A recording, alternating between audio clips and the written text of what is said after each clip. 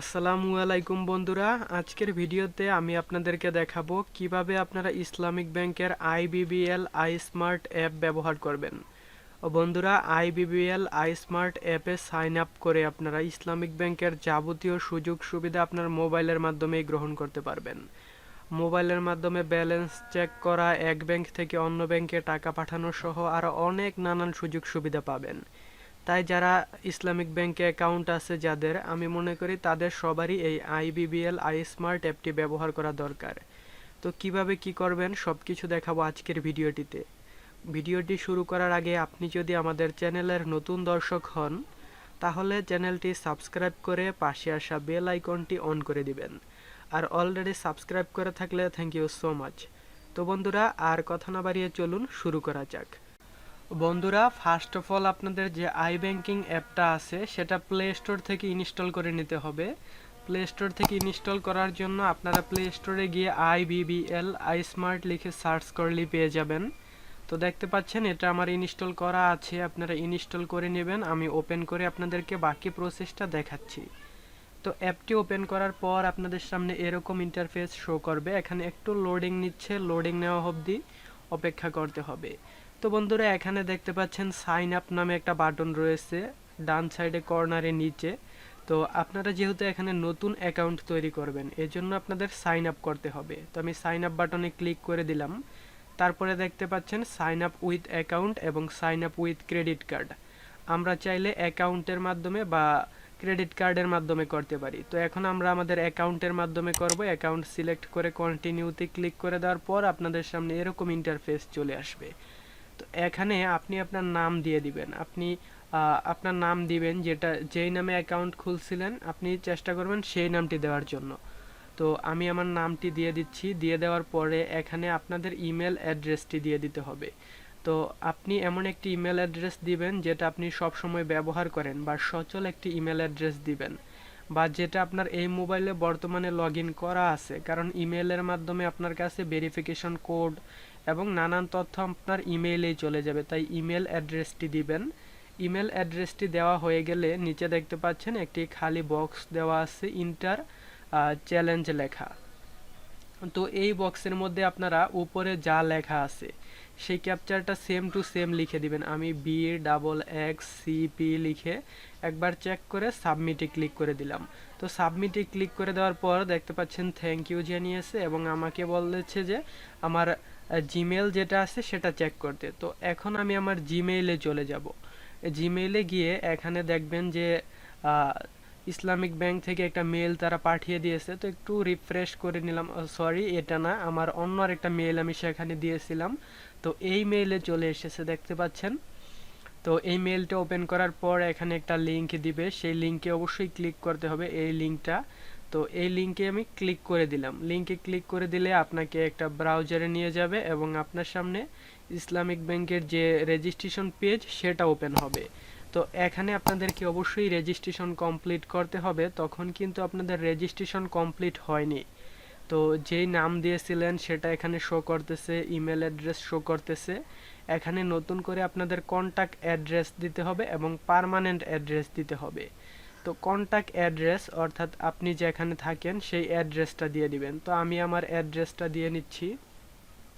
বন্ধুরা, এখানে কন্ট্যাক্ট অ্যাড্রেসে যেটা দিবেন, আপনি যদি সেই অ্যাড্রেসেই বর্তমানে থেকে থাকেন, মানে পার্মানেন্ট অ্যাড্রেস এবং কন্ট্যাক্ট অ্যাড্রেস যদি দুইটা একই হয় তাহলে দুইটা এক জায়গায় দিয়ে দিবেন। তারপরে দেখতে পাচ্ছেন ডেট অফ বার্থ, আপনার বার্থডে যেটা আছে সেটা আপনি সেম টু সেম দিয়ে দিবেন। এটা দিয়ে দেওয়ার পরে নিচে দেখতে পাচ্ছেন ন্যাশনাল আইডি, পাসপোর্ট নং, পাসপোর্ট এক্সপায়ারি ডেট। তো এগুলো হলো অপশনাল, যেগুলোর পাশে স্টার মার্ক দেওয়া সেগুলো ম্যান্ডেটরি দিতেই হবে, বাট এগুলো হলো অপশনাল। আপনি চাইলে দিতে পারেন, না দিলেও কোনো সমস্যা নেই। এজন্য আমি এখন দিব না, আমি সব কিছু আরেকবার চেক করে নিয়ে সাবমিটে ক্লিক করে দিব। তো আপনারা চেক করে সাবমিট করে দিবেন। তো সাবমিট করে দেওয়ার পর এখানে দেখতে পাচ্ছেন অ্যাকাউন্ট নং 17 ডিজিট এবং পাশে রয়েছে কাস্টমার আইডি। তো আপনাদের অনেকেরই এই কাস্টমার আইডি এটা নিয়ে একটু ঝামেলা হয়ে থাকে। আসলে এই কাস্টমার আইডিটা আপনার জানা নেই, আমারও জানা ছিল না। এই কাস্টমার আইডিটা আপনাকে জানার জন্য কাস্টমার কেয়ারে কল করতে হবে।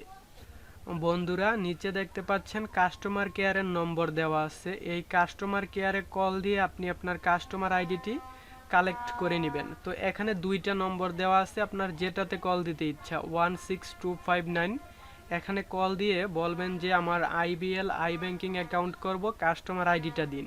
তখন তারা আপনার কাছ থেকে আপনার অ্যাকাউন্ট নম্বরটি জিজ্ঞেস করবে। আপনি আপনার অ্যাকাউন্ট নম্বর তাদেরকে বলে তাদের কাছ থেকে কাস্টমার আইডিটি নিয়ে নিতে পারবেন।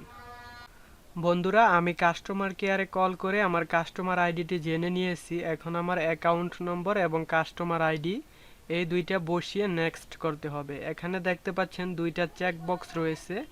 এই দুইটা চেক বক্স আপনাদের টিক মার্ক দেওয়ার কোনো প্রয়োজন নেই, আপনারা জাস্ট আপনাদের কাস্টমার আইডি এবং অ্যাকাউন্ট নম্বর বসিয়ে সাবমিট করে দিবেন।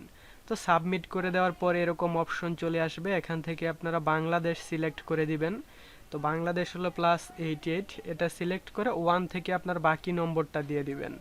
তো আমি আমার নম্বরটা দিয়ে দিচ্ছি, আপনারা আপনাদের নম্বরটা দিয়ে দিবেন। নম্বর দিয়ে দেওয়ার পরে নিচে দেখতে পাচ্ছেন পাসওয়ার্ডের একটি বক্স রয়েছে। আসলে এখানে পাসওয়ার্ড দেওয়াটা একটু কঠিন, আপনি আপনার যে নাম দিয়েছেন সেটা পাসওয়ার্ড হিসেবে ব্যবহার করতে পারবেন না। আপনার নাম পাসওয়ার্ড হিসেবে ব্যবহার করতে পারবেন না এবং ইউনিক একটা পাসওয়ার্ড দিতে হবে, যেখানে বড় হাতের ওয়ার্ড থাকবে, ছোট হাতের ওয়ার্ড থাকবে, তারপরে আপনার 1 2 থাকবে, তারপরে আপনার স্পেশাল ক্যারেক্টার থাকবে। এই সব মিলিয়ে একটা পাসওয়ার্ড তৈরি করবেন, দেন সেটা এখানে বসিয়ে আপনারা নিচে যে সাবমিট বাটন দেখতেছেন এই সাবমিট বাটনে ক্লিক করে দিবেন। এই পাশে যেই পাসওয়ার্ডটা দিবেন সেই সেম পাসওয়ার্ডটা আবার এই পাশে বসিয়ে দেন সাবমিটের উপর ক্লিক করে দিবেন। তারপরে আপনাদের সামনে এরকম ইন্টারফেস শো করবে। এখানে দেখতে পাচ্ছেন আপনাদের অ্যাকাউন্ট নম্বর, কাস্টমার আইডি এগুলো দেখাচ্ছে। তো উপরে একটা চেক বক্স দেখতে পাচ্ছেন এনেবল ট্রানজেকশন সার্ভিস, আপনারা চাইলে এটা এনেবল করে দিতে পারেন। এবং নিচে দেখতে পাচ্ছেন ভেরিফিকেশন কোড, এই কোডটা হলো আপনাদের মোবাইলে যাবে SMS এর মাধ্যমে, আপনারা সেই কোডটা এখানে বসাবেন এবং নিচে যে উপরে যে বক্সে যে লেখাগুলো আছে সেগুলো লিখে দিবেন KPBWH, আমি লিখে দিলাম। তো লিখে দিয়ে সাবমিটের উপর ক্লিক করে দিবেন।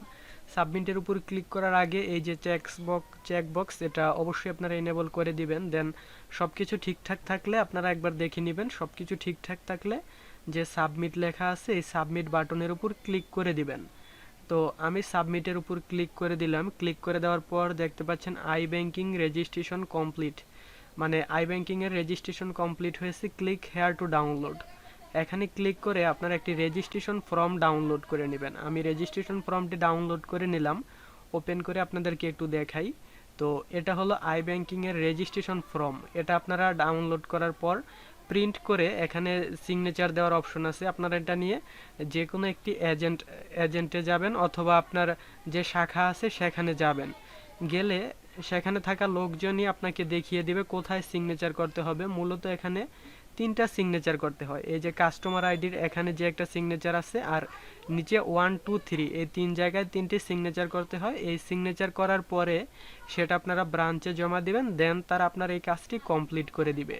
তো 2-1 দিনের মধ্যে এই কাজটি কমপ্লিট হয়ে যায়। ব্রাঞ্চে জমা দেওয়ার পরে আপনাকে ফিরতি একটা মেসেজ করে মেইলে মেসেজ পাঠাবে, তারপরে জানিয়ে দিবে যে আপনার এটা কনফার্ম করা হয়েছে। তখন আপনি আপনার যে ইউজার নেম এবং পাসওয়ার্ড আছে সেটা দিয়ে লগ ইন করে ব্যবহার করতে পারবেন। তো বন্ধুরা আজকের মতো এখানেই শেষ করছি, দেখা হবে পরবর্তী কোনো ভিডিওতে। সে পর্যন্ত ভালো থাকবেন, সুস্থ থাকবেন, আল্লাহ হাফেজ।